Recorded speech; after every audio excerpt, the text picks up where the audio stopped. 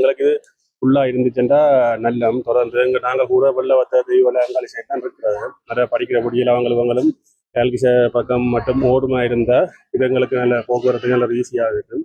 யாழ்ப்பாணத்திலிருந்து கொழும்பு வரையான குளிரூட்டப்பட்ட கடுகதி ரயில் சேவையானது எதிர்வரும் 30ஆம் திகதி வரை முன்னெடுக்கப்பட்டுள்ளது. இதுவரை காலமும் வெள்ளி, சனி மற்றும் ஞாயிறு ஆகிய தினங்களில் மாத்திரம் சேவையினை வழங்கிய குறித்த புகையிரத சேவை தற்போதைய பாடசாலை விடுமுறை மற்றும் சுற்றுலா பயணிகளின் கோரிக்கைக்கு அமைவாக இம்மாதம் 30ஆம் திகதி வரை இயங்கும் என தெரிவிக்கப்படுகின்றது.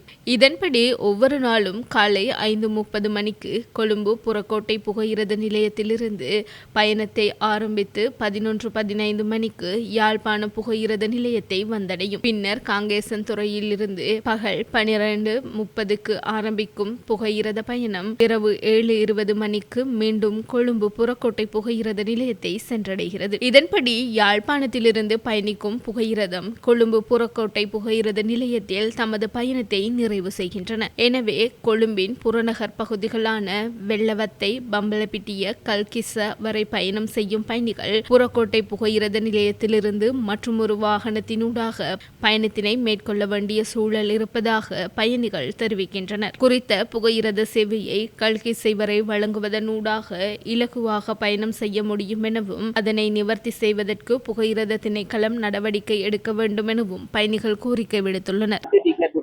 நான் ஒரு மாதத்துக்கு முதல்ல புக் பண்ண முடியாத எனக்கு இந்த டிக்கெட் கிடைச்சேன். ஏன்னு சொன்னால் முதல் நீங்க பாத்தீங்கன்னா ட்ரெயினோட ஓடிக்கொண்டிருந்தாரு.